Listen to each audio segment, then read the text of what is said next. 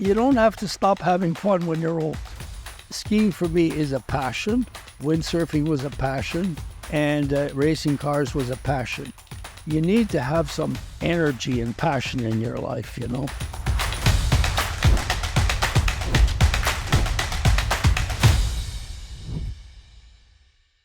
Welcome back to the Canadian Dream Podcast. Today we have one of my favorite people here in Canada, George Tjelios-Nicholas. Great to see you again. George was a part of our documentary, The Fifth Generation. We met 9 years ago. That's right. And then we were producing this documentary for about 2.5 years, if I'm not mistaken. And you were one of the big stars of the film. Lots of fun. Yeah. After we finish this episode, go and check out thefifthgeneration.ca. It's a 45-minute documentary. And we share the stories of a few people in their 70s and 80s who are exercising a lot. And George happens to be the oldest, I think. That's right, yeah. Yeah. Okay, so George, for anybody who has never heard of you, where do you live and what do you do? I live in Pemberton, which is just north of Whistler, for people who don't know. Small little cowboy town, kind of. And, it's a quiet place.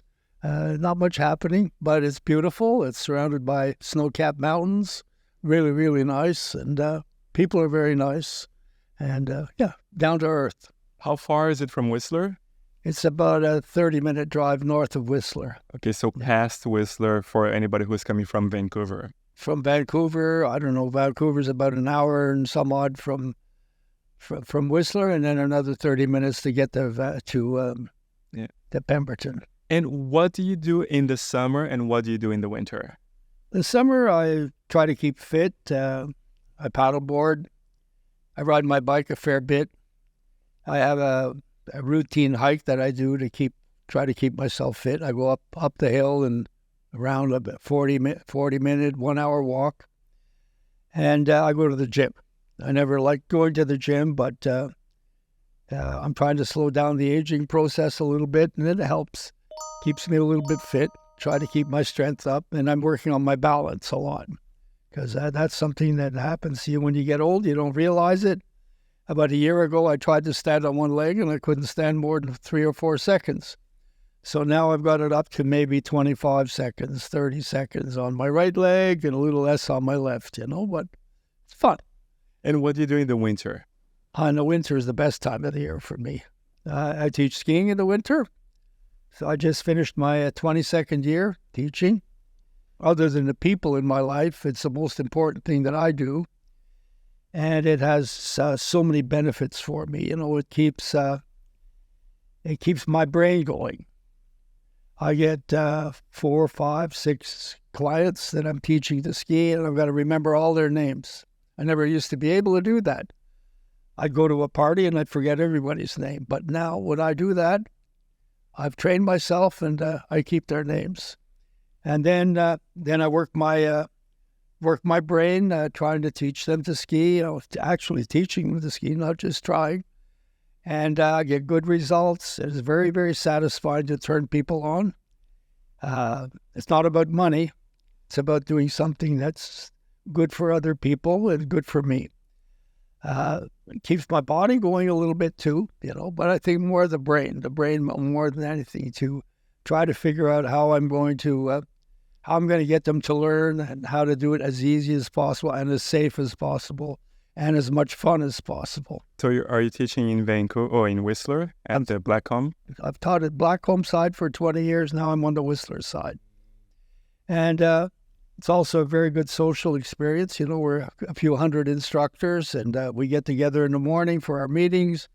We converse. We talk about our day's work, and it's a lot of fun. Yeah. And now comes the shocker, for anybody watching or listening to this. How old are you, George? I'm 90 years old. 90 years old. Yeah. I don't know where the time went, but I'm 90. Ski instructor. How often do you teach in the winter? 4 days a week. 4 days a week, going up and down the hill on skis. Yeah. And then in the summer, you're biking, you're paddleboarding, you're hiking. And now another thing that I find super crazy is everything you have gone through in your body, all the times that your body started to, let's put it this way, break down, disintegrate, and you still kept going. I remember when we were filming the documentary, we interviewed you, and there was a part of the film when you were listing some of your complications that you have had. Can we talk about that now? Yeah, if I start on the toes, we go up to the head. It's a long list, but yeah, the most important thing right now that's hindering me is my back. I have a lot of back problems, scoliosis, disc problems, bulging discs. Doctors are trying to help me. I'm waiting to get an injection now, a steroid injection. That might help.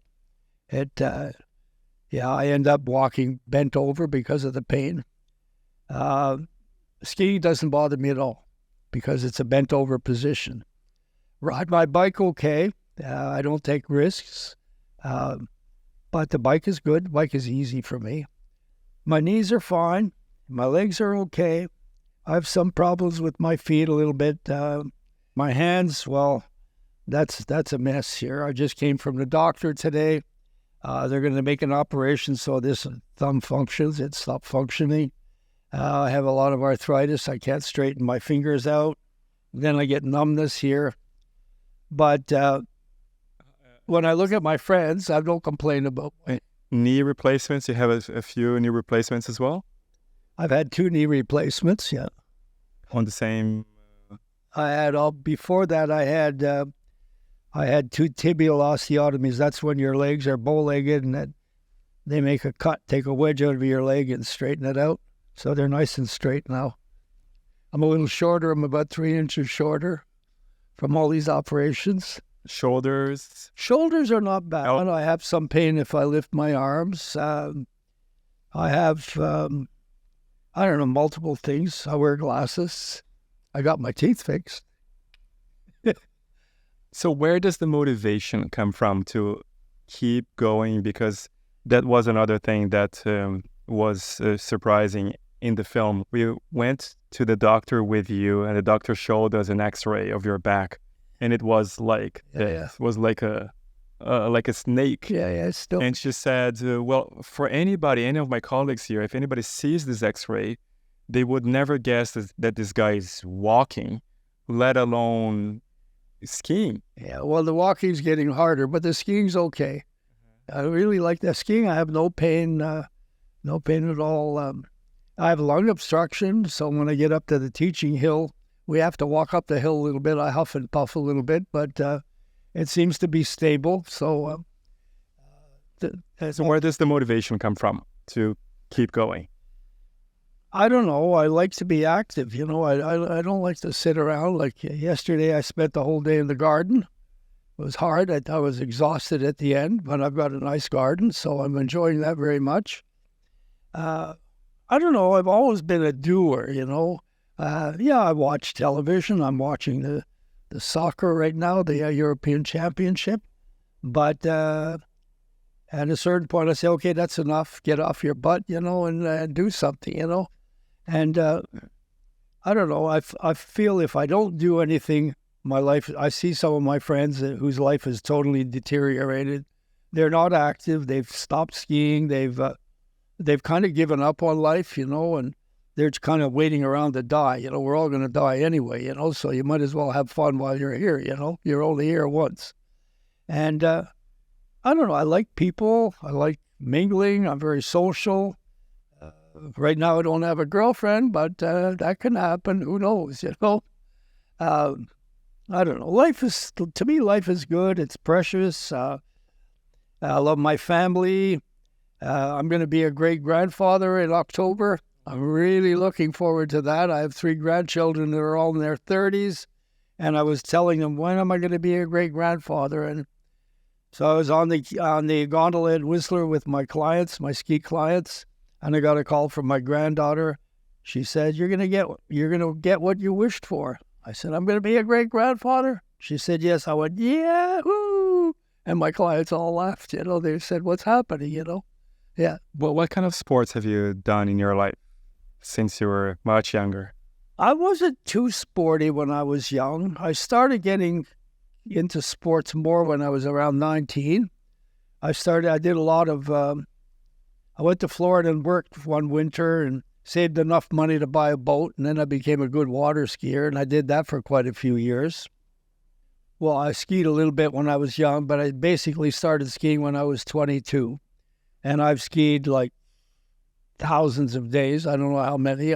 I spent 3-week vacations in Austria every year for over 30 years, teaching skiing. I mean, not teaching skiing, skiing and mostly in deep snow. Really nice skiing, very enjoyable. And then in my late 40s, I learned how to windsurf. And I became very addicted to that. And I went to Hawaii once or twice a year for a month at a time, windsurfing in the waves. And that was a lot of fun. That I can't do anymore. I have lung obstruction. And at 83, I fell in the surf a few times and had a hard time coming up and breathing and couldn't get my breath, and I said, I'm going to drown here if I keep doing this. So I stopped doing that. I tried to learn to kite surf, and I got pretty good with the kite. But I couldn't get the board on because I can't bend my legs enough, and it gave me a lot of trouble. I got up a few times, but I think physically for me it's not possible anymore. I might try again. I don't know. I'm not sure about that. So you've always been interested in skiing and water sports. Yeah, I love the ocean. So the other part that you were forgetting. Oh, and then my other passion, that was my other sliding passion, car racing. Yeah, I bought a Porsche in 1960. One of my friends said, why don't you come and learn how to race, And I said, I don't know about that. So that's when I bought the Mini Cooper for my wife, and then I used that to learn how to race cars in St. Eugene, Ontario, which is right near Montreal. And then I bought an already equipped racing car with racing tires on it. And I approached a car dealer to give me some sponsorship on the results I got, and I got good results. And then next year they sponsored me to a car. And then I had a lot of success with that car, a lot of fun.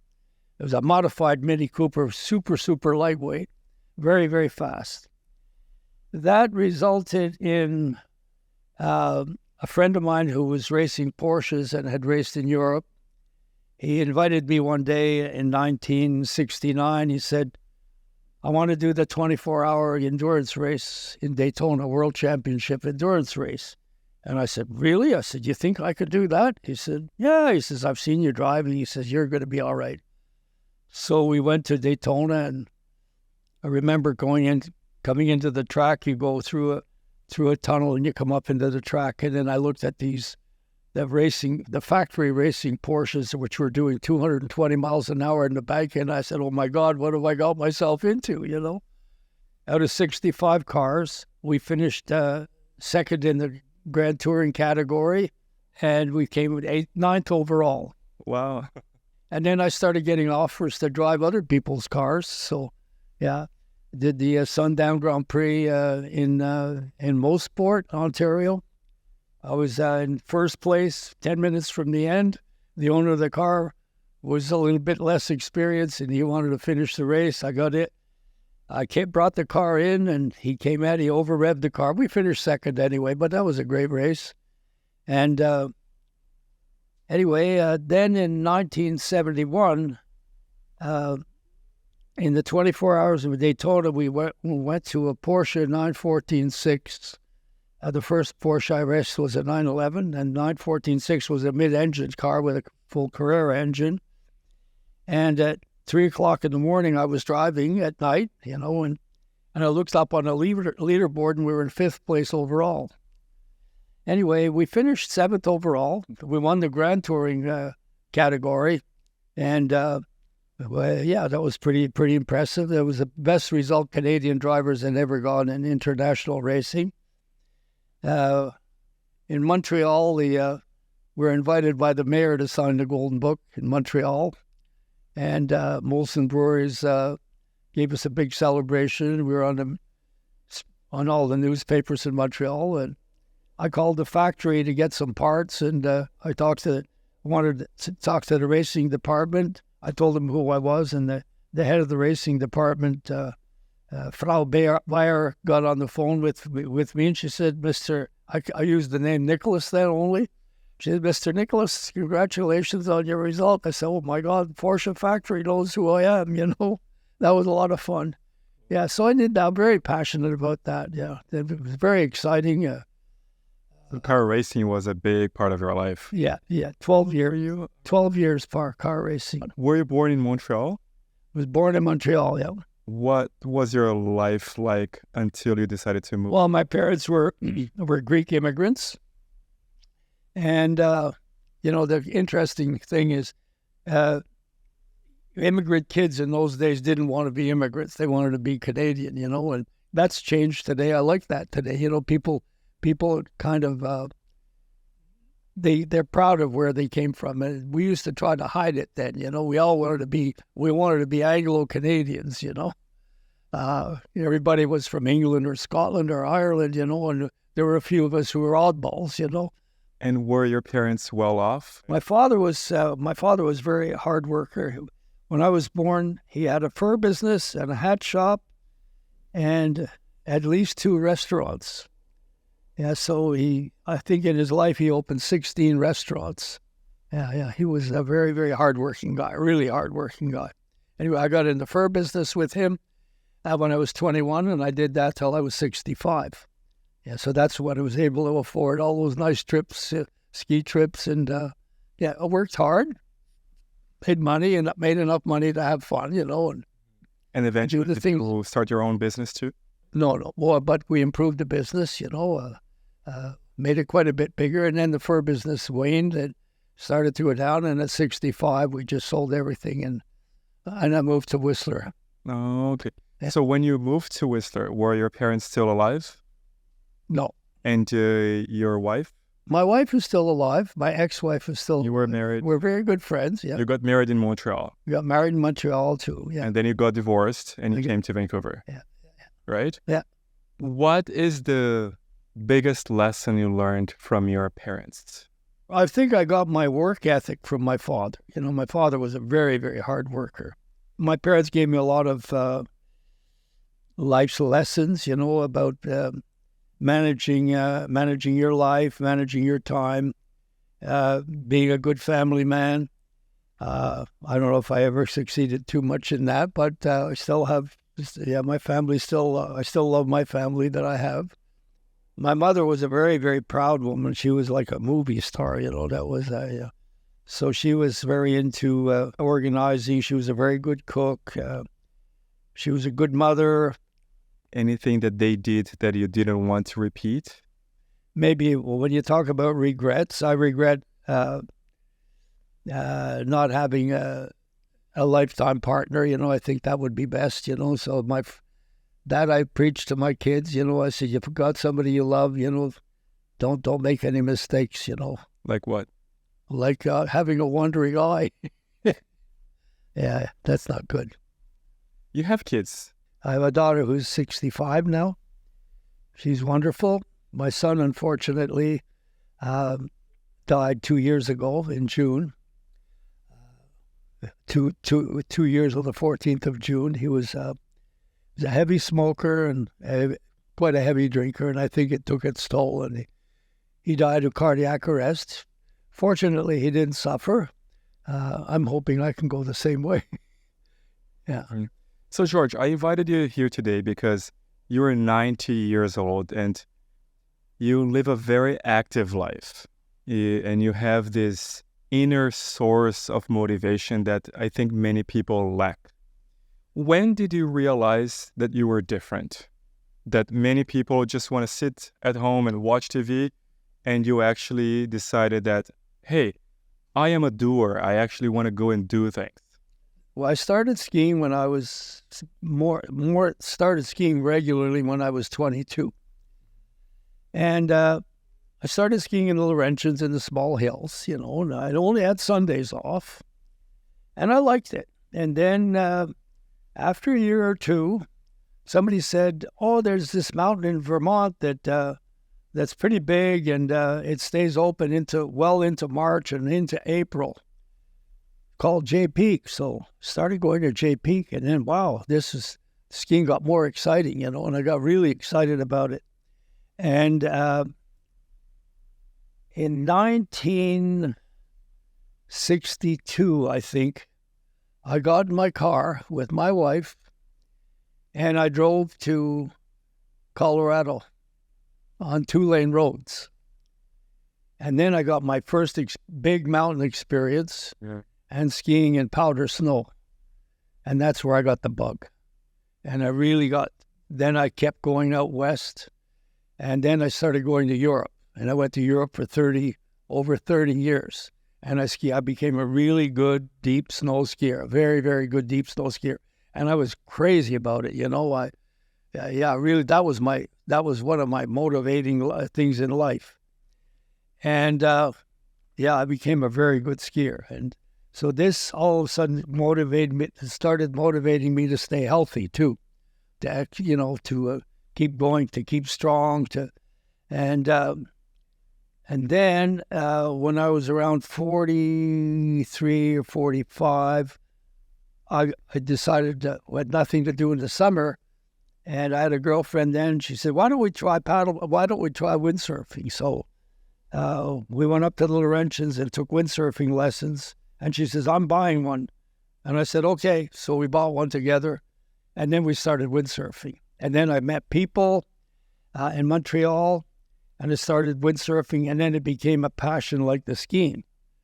I'd look outside and I'd see the trees blowing, and I couldn't wait to finish work so I could get out on the lake, and I became like an addict, a snow addict and a water addict. And you asked me where I got my motivation. That's it. I became a sicko, crazy about those things. And you were able to retire quite early from your career. I retired at 65. At 65. And I started teaching skiing at 69. I got the respect of the supervisors.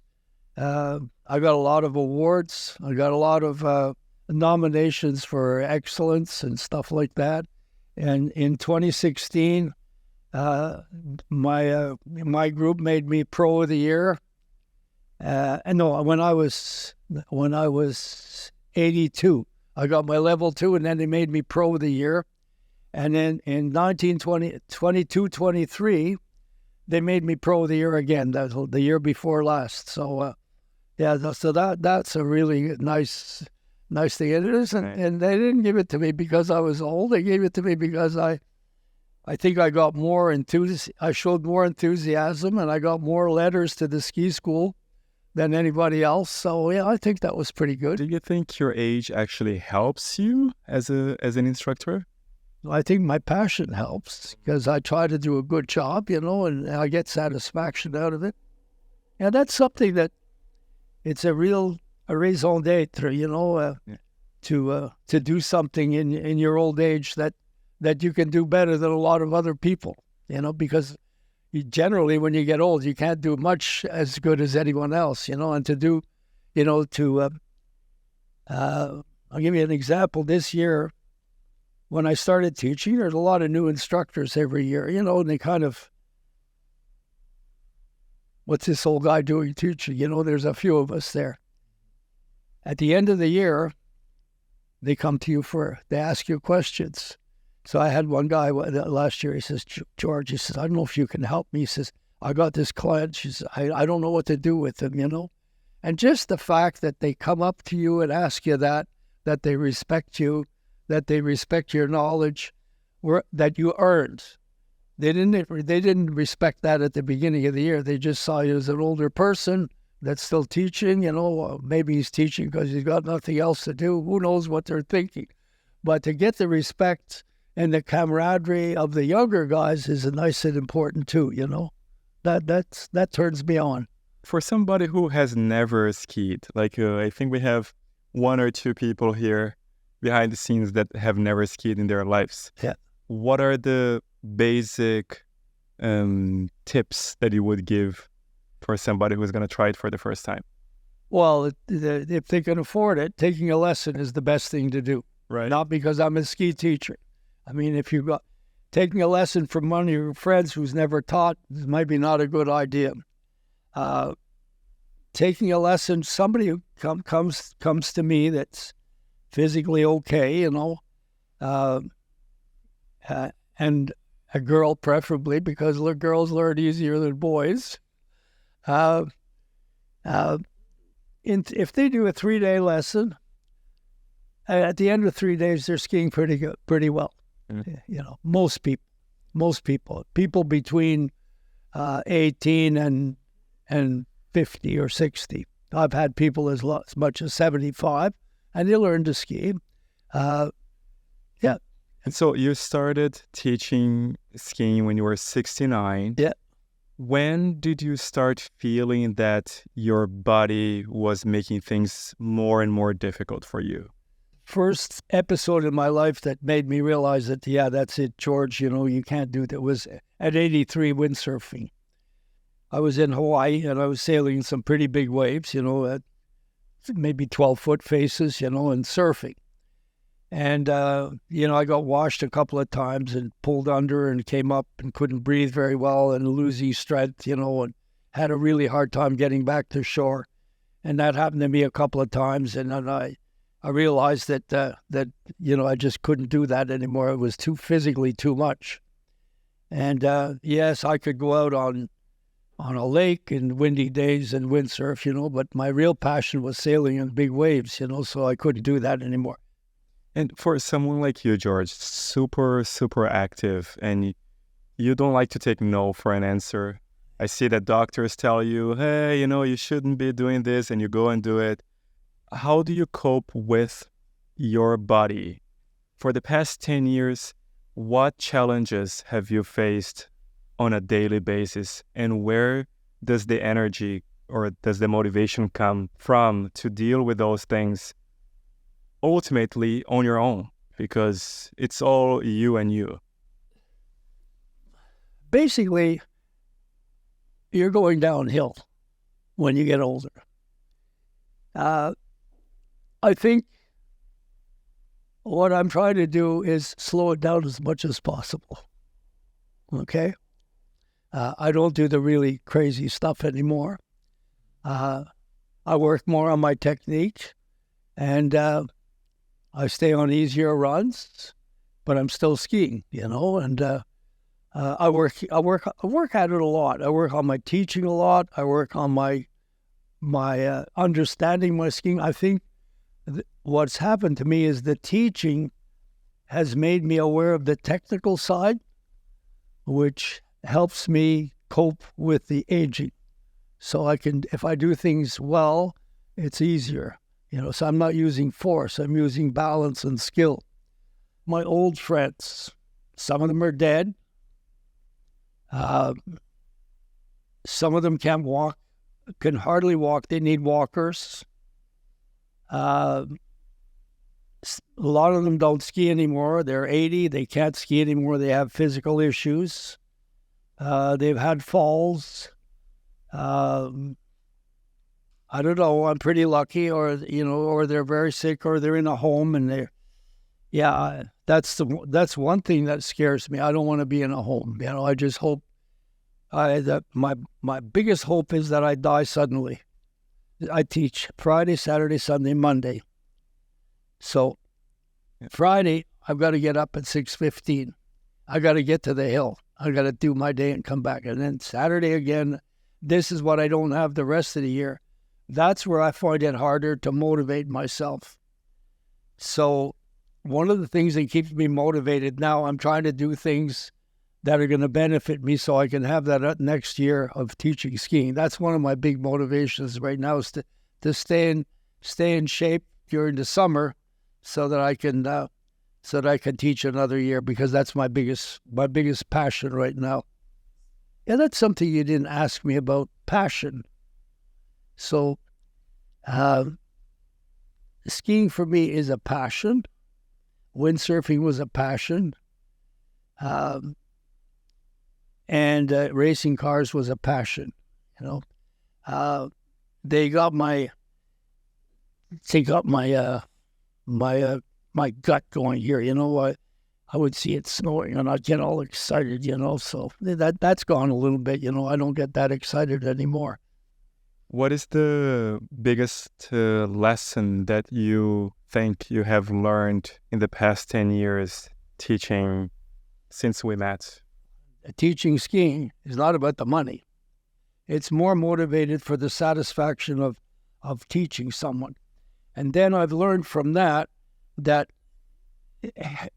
giving and helping others gives you a lot of good stuff in your life. It comes back to you, you know. It really comes back to you a lot. So I've applied that to my life in general too. Like I'll go out of my way to help somebody, you know. And it gives me satisfaction. But then all of a sudden you realize it also gives you other stuff, you know, when you get that satisfaction. And then, I don't know, and then you get good things that come back to you. Yeah, I don't know. It's like bouncing a ball against the wall. It comes back, you know. It's good. What would you like to say to someone who's in their 20s, 30s, 40s, if they want to be 90 years old and this fits like you, what should they do with their lives? They should be lucky. Yeah, because you know, you could do everything you want. You got to be lucky too. So I've been very lucky. Well, I advise my grandkids, you know, you find somebody you care for. That's the most important thing. Stay with that person. Do whatever you have to do, you know, to keep it going. And find some passion, like you have a passion here. So this work that you're doing now is a passion for you, right? Yeah. Yeah. So that's important. Being interested in your life, you know, not just being like, you know, you go to work, you come home, you watch TV, and and you know, and you just kind of, your life is bland. You know, you have no passions. Your passion doesn't have to be sports. Some people become, you know, get passionate about science and they become great scientists, you know, and that's okay too. You don't have to, maybe you won't be as healthy, but you have a good life, you know, so you need to have some energy and passion in your life, you know. Yeah. Thank you. Thank you. And thank you for watching another episode of the Canadian Dream Podcast. Remember, you have to check out thefitgeneration.ca. It's a documentary that we made here in-house, and George is one of the big stars. He shares more about his lifestyle, and you can actually see him skiing and going to the doctor, etc. It's a super cool documentary. We actually won a few awards with that movie. Thank you so much, and I'll see you on the next episode. And George is still here. And cut.